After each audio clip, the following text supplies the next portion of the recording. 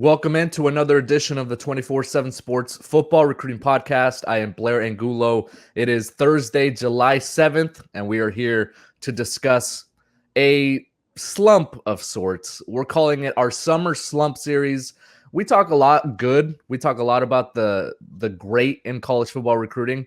Let's talk a little bit about some work to do. And to do so, we're bringing in Blake Alderman. He covers the Florida Gators over at 24/7 Sports. And that's because Florida, Blake, is outside the top 40 as we kick off the month of July. First of all, I want to know how you're doing. How was your month of June? It was mayhem out there. It was interesting. I think that's the best way to put it. It was something to where, Florida had a lot of guys that took official visits. They used a big bulk of those over the couple weeks, had some guys do some midweeks.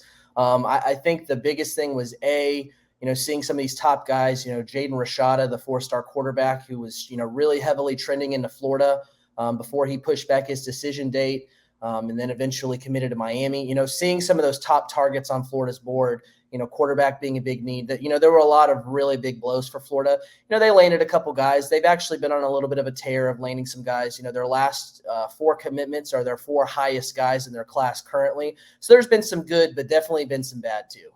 Yeah, I feel like they're in on some battles, right? And I feel like that's a really good, necessary step for Billy Napier, who this is his first true recruiting class, and I think it's him getting his feet wet. It's a change of pace, right? You go into the SEC, you're battling against some heavyweights, you're trying to go cross country for one of the more coveted quarterbacks and trying to win that battle. I feel like he's doing the right thing by trying to be in some of these battles. He could easily cherry pick, right? We've said this before on this podcast. It's easy to be a Florida and take commitments. He could easily have 15, 16 commitments.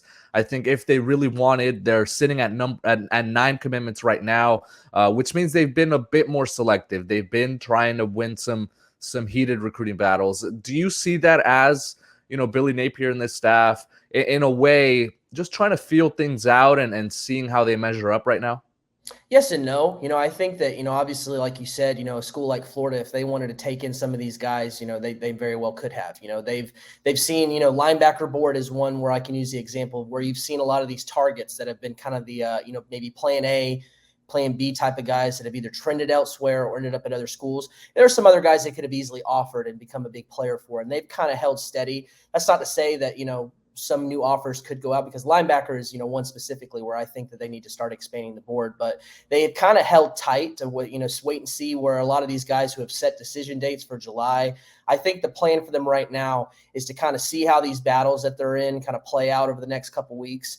And then kind of reassess things. Obviously they're joining in on the, the big cookout, type of thing that a lot of these schools do now in that last weekend of July. So I think they're really trying to get through this month of July as far as, getting some of these guys on campus again when the dead period opens up, letting some of these, decision dates play out. And then I think in the fall, you'll see them reassess. And if they need to expand the board, then they will. I think for one thing that is a positive for Florida's class is when you look at the 9 commits there, only 2 of those guys are from outside of the state of Florida. So they've definitely hit the areas of, in-state has been heavy focus.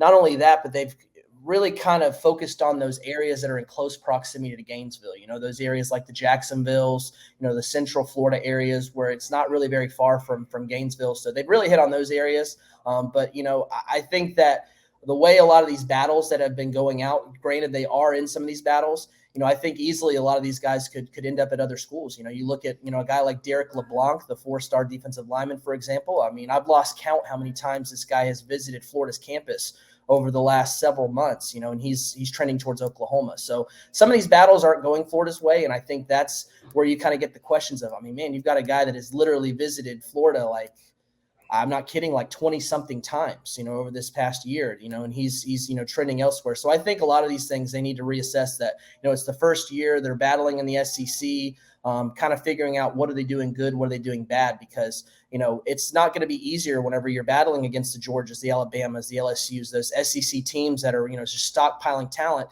And then throw in Miami, the in-state school that's been recruiting great in the last couple months under Mario Cristobal. So the in-state recruiting in Florida and the landscape of the SEC in general is not getting easier. I've never heard of a recruit visiting a school 20 plus times and not ending up at that school. That would be a first. That I mean, I think right now you mentioned it, right? You touched on it. The in-state recruiting. You think about the buzz and the pull and all the momentum that Mario Cristobal has generated down in Miami, and then you look at kind of the converse effect with Billy Napier. I would question whether there's name recognition there. I mean, I feel like recruits possibly are waiting to see what his team looks like on the field before they start committing to that program. It's one thing to be coming from Oregon, which obviously is Mario Cristobal, and he's a Miami alum, and he has all those ties. Billy Napier, I don't think arrives at Florida with that same amount of name recognition. I would agree, and I think whenever you look at the staff in general, I think your point is very valid of the fact that he had Billy Napier did a good job of building those ties in the state of Louisiana when he was at ULL, but it's ULL. I mean they certainly probably build a lot of networks in the state of Louisiana, but those are apples to oranges, ULL to Florida. And not only that, but you look at the staff from top to bottom. There's not a lot of guys that had heavy recruiting ties to the state of Florida. I think the one that really jumped out to me whenever the staff was fully filled out was Corey Raymond. He's recruited South Florida really well when he was at LSU. So I think that, they've had to build ties of their own for guys in the state of Florida and starting to build that network like what they did in the state of Louisiana. But on top of that too, I think that, the recruiting under Dan Mullen, granted Billy Napier and them can do a lot better. Yes, that's first and foremost. But I also think too, that they're trying really hard. I think they're putting in the effort, whereas the staff under Dan Mullen really wasn't putting in the big focus on recruiting. So I think there were a lot of relationships, with high school coaches, with some of these guys that, as far as even the recruits themselves, families, coaches, trainers, all those types of guys. I think a lot of relationships needed to be mended. So I think that a lot of these guys, Florida had to dig themselves out of a hole. Guys like, 4-star defensive lineman John Walker, 4-star offensive tackle Peyton Kirkland. Those were guys that really weren't giving Florida a look under the previous staff. And, will they land them? I think is the question you'll see. I've got my doubts on that, but Florida made some ground up there. So you see the ground being made up, but the next step is closing. Closers close, and that's the next step they need to make. What are they going to do at quarterback, right? Like there was a lot of momentum, I think, really late with Jaden Rashada. At one point, you could have said that the Florida Gators were going to land Jaden Rashada.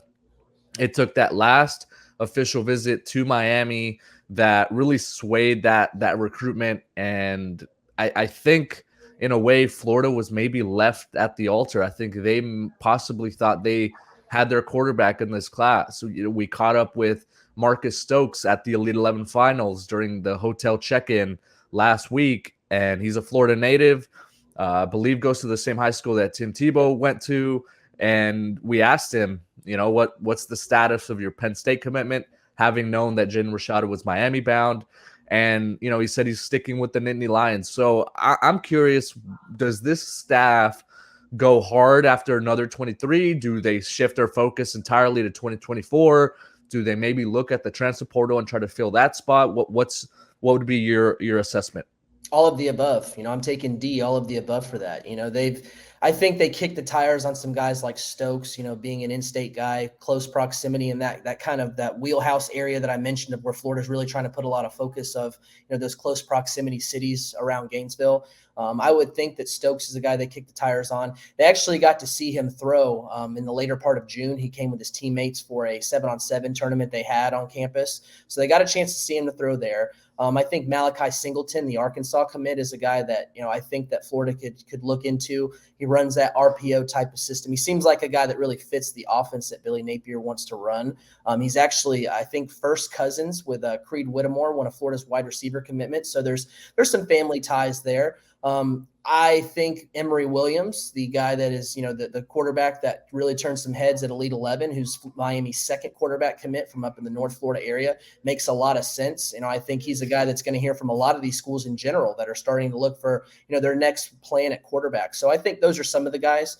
Obviously, I haven't heard any direct names of where they kind of pivot to from here. That's something that I think that we'll kind of figure out maybe the next couple of weeks, kind of keep where things are at while Florida kind of puts back the pieces after like you said, being left at the altar for Jaden Rashada. I think the portal makes a lot of sense. You see more than likely we'll see a lot of these guys, enter the portal as the season goes on if they don't get the snaps, or if it's not the right fit, or, into fall camp, things aren't really feeling right. I think that the portal's always popping off when the season goes on. So I think that that's an area where they look to. But I also think in general, you've seen them have a lot of 2024 guys come in and get some offers during camp. So, during June, I think another guy, 4-star DJ Lagway, is a guy that they really like as well. So I think they're really trying to wear a lot of hats at the quarterback right now, reassessing where they maybe pivot to in 2023. I think the portal is definitely an avenue. Even if they did land a high school guy, I think Florida's quarterback room still needs some infusion of talent. And I think, they could very well even go for a 2023 guy and the portal. So, those are options for sure. And I think that, quarterbacks, you have to get ahead of the curve. So I think that 2024, if you're not looking and expanding your board right now for 2024 guys, you're late. So they really need to kind of do a lot of things at once, which is unfortunate for Florida, because now you want to have your guy for 2023 committed, turn the page to 2024 and kind of get ahead of the curve there. And Florida, who was already behind the curve for 2023, granted that they got hired and had to fill out that 2022 class and couldn't look ahead, they're even more farther behind with 2024. So I think that, they need to really kind of play double duty with, 23 and 24 right now. Yeah, and don't sleep on Emory Williams. I thought he went throw for throw with Jaden Rashada throughout the week at the Elite 11 finals, and really embraces that competition. Was previously committed to Miami before Rashada jumped in the boat. And I think he said, hey, I'm not really shying away from this. You're going to be able to compete wherever you go. And it's good to have him here so that we can kind of see where we stack up against each other. I really like that attitude. I love the way he embraces that challenge. And I do feel like you mentioned, there could be some schools that start to kick the tires, because if they're looking for a quarterback, you always go after that school that has two, instead of trying to wriggle. It'd be maybe a bit easier to try to figure out how to get one of those guys on board. So we mentioned it earlier, Blake, Florida outside the top 40 in the national recruiting rankings with only 9 commitments. So a long way to go there. What do you feel like it's going to take for Florida on the field, or maybe early on in the season in terms of momentum, to really gain some of that momentum? Because you mentioned that the effort is there, the attitude is there. The staff is actually putting in a lot of recruiting work that maybe Dan Mullen and that staff were not. But at some point you have to expect that they provide some results as well. As far as the season goes, I think they have a really good chance to make some noise. First week coming out of the gate against a good Utah team. Florida's going to have a night game in the Swamp. If you can win that game and you can kind of start the season off on the right foot against a good team, that shows the product for maybe some of those guys that are waiting to see what a Billy Napier does at Florida, what the offense looks like, how they're going to stack up, where, maybe the roster needs some help in certain positions. So I think coming out of the gate there with a win, I think could go a long way for Florida. I think in general, the roster needed some talent. I think that, that's kind of indicative of the previous staff's recruiting. They landed some guys here and there, but I think overall they really needed to, kind of boost that roster up. The guys that were near the top of the class were obviously good players, are going to make an impact, but that floor of the class, those are the guys where, that's your depth, and I think that after Florida's Achilles heel for the last couple of years has been they have a really good starting 22, but the depth is where they start to struggle if there's injuries, those types of things. So I think for Florida, it's coming out and showing a good product on the field, giving some of these guys an idea of what Billy Napier could do. And past that, I think that, closing out the month of July, I always say, because everyone's always, sky is falling in the spring, or, in June, whenever, guys are committing elsewhere. I always say you look at the end of July heading into the month of August when season starts up, guys start focusing on, the college season. If you're a coach, and high school guys focusing on their own season, that's where you want to see your solid nucleus of your class, is that end of July. See where you've got from there, turn the page, expand the board, access positions that you really need to, put more focus on, where you're weak at, where you're good at. So I think for them is closing out the month of July, adding some of these guys into the fold. They've got a bunch of guys that are making decisions. I think the next guy for Florida that looks good for them is a 4-star wide receiver in Eugene Wilson III, who's going to make his decision on Friday. Speedy slot type of guy. Florida needs to add more speed. That'd be a good start to kind of kick off, more of these guys that are deciding in the month of July. I think that changes the tides of the fan base. recruiting. Like I said, they've landed some guys in the last couple of weeks, but you always look at the guys that went elsewhere. Those are the guys that are the ones that fans focus on. So if they can continue to win some of these battles, start off the season good. I don't know if there's a number of wins this season that, recruits are really looking for, but I think in general, it's just putting a good product on the field, because when you're a first year, second year head coach, you can kind of sell the dream. We're changing the tides of things. We're installing our own program, really kind of putting our fingerprint on it. We need a guy like you to come in and join us and, make us better. We're one player like you away from being better. Those are something you can sell the dream whenever you're a first or second year head coach. So I think capitalizing on that is going to be more important maybe than, the total wins and losses, but looking respectable and kind of being able to pitch that, a guy, Jimmy 4-star, Jimmy 5-star can come in and change the program around. Yeah, I know we're calling this the Summer Slump Series, but Florida, a team to watch throughout this month of July as we head into the fall camps and the preparations for the 2022 season. You can cover it all, or you can follow all the coverage over at Swamp 24/7 with Blake Alderman. He covers the Florida Gators, and no one sells the dream more than Mr. BA. Thanks so much, Blake. Yep, thanks for having me. All right, for Blake Alderman and our producer, Lance Glynn, I am Blair Angulo. Thank you so much for listening to this edition of the 24/7 Sports Football Recruiting Podcast.